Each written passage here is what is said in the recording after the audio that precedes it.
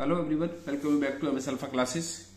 तो आज के इस वीडियो में हम डिस्कस करेंगे क्लास 10th मैथ्स के चैप्टर 9 एप्लीकेशन ऑफ ट्रिग्नोमेट्री की एक्सरसाइज 9.1 का। वैसे इसमें सिंगल एक्सरसाइज गिवन है, बट हमने 9.1 एक्सरसाइज यहाँ मेंशन किया है। इसके क्वेश्चन नंबर 7 एंड 8 और इससे प्रीवियस क्वेश्चन हम सेपरेट वीडियो में ऑलरेडी डिस्कस कर चुके हैं, एक्सप्लेन कर चुके हैं, तो आप वहां से जाके चेक कर सकते हैं। क्वेश्चन नंबर 7 है, from a point on the ground the angle of elevation of the bottom and top of a transmission tower fixed at the top of a 20 meter high building are 45 degree and 60 degree respectively. Find the height of tower. तो इस information की help से हमने यहाँ figure बनाई है। इस chapter के जिन क्वेश्चंस में फिगर क्वेश्चन में गिवन होती है उस पर आपको कोई मार्क्स नहीं मिलता, बट अगर आप इंफॉर्मेशन के अकॉर्डिंग या क्वेश्चन में गिवन नहीं है कोई फिगर बनाते हैं तो उस पर आपको एक्स्ट्रा मार्क्स मिलते हैं, हाफ मार्क्स या 1 मार्क्स।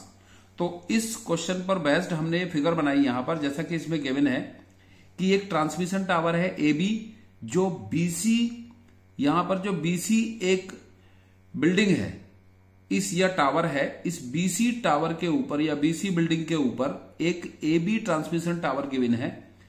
जिस एबी ट्रांसमिशन टावर का एक ग्राउंड पर पॉइंट है इस बिल्डिंग के बॉटम से कुछ डिस्टेंस पर, जहां से इसके टॉप का एंगल ऑफ एलिवेशन 60 डिग्री है एंड इस टावर के बॉटम का एंगल ऑफ एलिवेशन 45 डिग्री है, और हमें इस टावर की हाइट फाइंड करनी है। तो इस टावर की हाइट क्या है यहां पर, इस अगर ये एक राइट एंगल ट्रायंगल बन जाता है, जैसे कि ये टावर है या बिल्डिंग है और ये इसका बेस है, तो एक राइट एंगल ट्रायंगल बन जाता है। तो इसमें हमें अगर इसकी हाइट फाइंड करनी है तो हमें ये परपेंडिकुलर एक तरह से फाइंड करना होगा और ये इसका बेस होगा। तो परपेंडिकुलर और बेस का रिलेशन जो आता है वो tan में आता है। जैसा कि आप जानते हैं कि जो एक फॉर्मूला है पंडित बद्री प्रसाद हरर भोले, तो इस फॉर्मूले की हेल्प से हम साइड का जो रेशियो है उसको हम डिसाइड कर लेते हैं कि हमें कौन सा रेशियो यूज करना है, किस ट्रिग्नोमेट्रिकल रेशियो का यूज करना है। जैसे कि परपेंडिकुलर अपॉन हाइपोटेन्यूज साइन के लिए यूज करते हैं, और कॉस के लिए बेस अपॉन हाइपोटेन्यूज यूज करते हैं, और टेन के लिए परपेंडिकुलर अपॉन बेस यूज करते हैं। तो यहां पर क्योंकि हमें परपेंडिकुलर और बेस का यूज करना है तो इसलिए हम यहां पर टेन अप्लाई करेंगे। तो in right triangle BCD, in right triangle BCD, इस ट्रायंगल में पहले हम यहां पर, क्योंकि इस बीसीडी ट्रायंगल में जो बीसी बिल्डिंग है इसकी हाइट गिवन है और इसका हम बेस फाइंड करेंगे पहले, फिर बेस फाइंड करके फिर हम इस ACD ट्रायंगल में इस टावर की हाइट को बेस की हेल्प से फाइंड कर लेंगे। तो in right triangle BCD tan 45, क्योंकि इसका जो ट्रांसमिशन टावर के बॉटम का एंगल ऑफ एलिवेशन 45 डिग्री है, तो यहां से हम लेंगे tan 45 डिग्री इक्वल्स टू इस BCD ट्रायंगल में परपेंडिकुलर होगा BC और बेस होगा इसका CD। तो tan 45 equals to BC upon CD। tan 45 की वैल्यू होती है 1 और BC इसमें गिवन है 20 मीटर और इसका बेस हमने यहां कंसीडर किया है x। तो 1 इक्वल्स टू 20 अपॉन x। अब यहां क्रॉस मल्टीप्लाई करेंगे तो x 1 के मल्टीप्लाई में जाने पर हो जाएगा x इक्वल्स टू 20 मीटर। इस x इसका बेस भी, क्योंकि अगर एंगल 45 डिग्री होता है तो बेस और परपेंडिकुलर इक्वल आते हैं। क्यों? क्योंकि ये एक राइट एंगल ट्रायंगल है और इसका ये एंगल राइट 90 डिग्री है। अगर ये एंगल 45 है तो ये एंगल भी 45 होगा, क्योंकि इन दोनों का सम 90 होता है। अगर ये 90 है तो इन दोनों का सम भी 90 होगा। ट्रायंगल के एंगल सम प्रॉपर्टी से ट्रायंगल के 3 एंगल्स का सम 180 होता है, तो ये ऑलरेडी 90 है इसका। तो ये दोनों एंगल 40, अगर ये 45 है तो ये भी 45 होगा, इसलिए इनकी अपोजिट साइड भी इक्वल होंगी। अगर ये 20 है तो ये भी 20 होगी। जैसा कि आपने देखा यहां पर एक्स की वैल्यू कितनी आ गई, 20 आ गई। अब हमें क्योंकि इसकी ट्रांसमिशन टावर की हाइट फाइंड करनी है तो अब हम लेंगे यहां पर tan 60 degree in triangle ACD।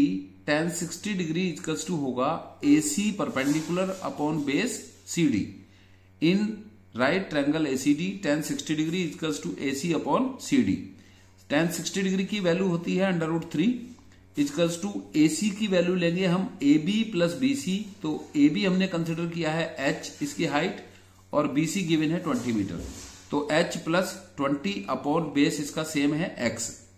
अब क्रॉस मल्टीप्लाई करेंगे तो x इधर √3 के मल्टीप्लाई में आएगा, तो x √3 equals to H plus 20।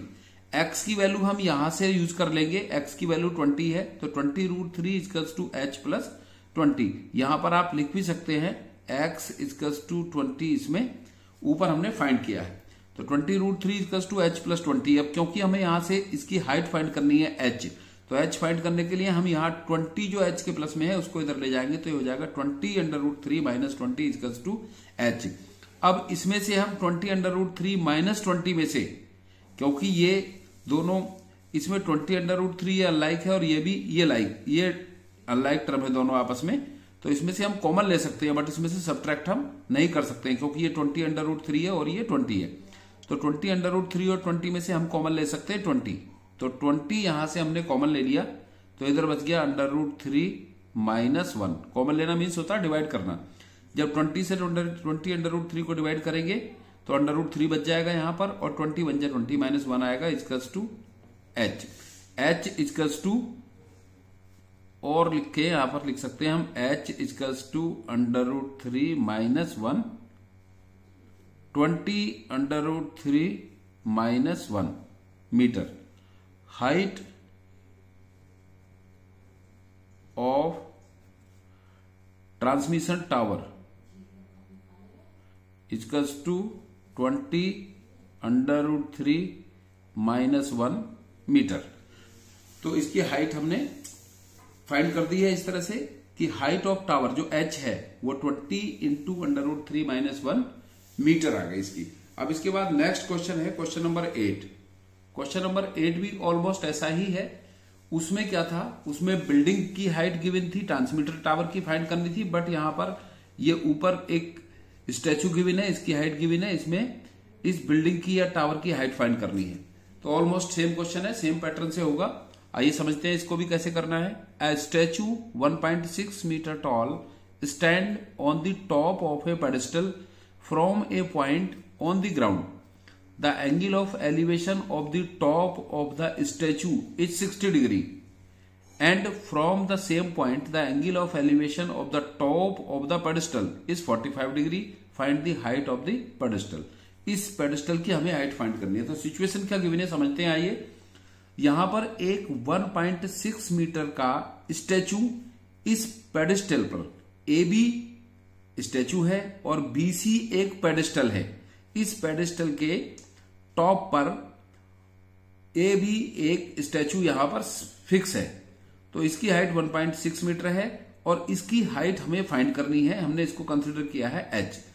अब इस स्टैचू का टॉप का जो एंगल ऑफ एलिवेशन है इस पेडेस्टल के बॉटम से x मीटर डिस्टेंस पर एक पॉइंट D है, वहां से इस स्टैचू के टॉप का एंगल ऑफ एलिवेशन 60 डिग्री है, और इस पेडेस्टल के टॉप का, या कह सकते हैं हम स्टैचू के बॉटम का एंगल ऑफ एलिवेशन 45 डिग्री है, और हमें फाइंड करना है इस पेडेस्टल की हाइट क्या है। तो सेम क्वेश्चन है ऑलमोस्ट।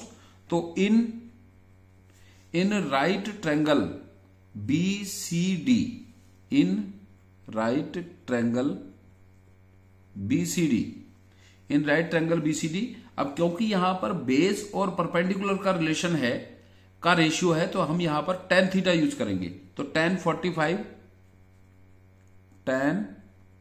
45 डिग्री BCD ट्रायंगल में यूज कर रहे हैं। तो BCD ट्रायंगल में tan 45 की अपोजिट साइड इसकी परपेंडिकुलर होगी BC अपॉन, और बेस इसका CD होगा।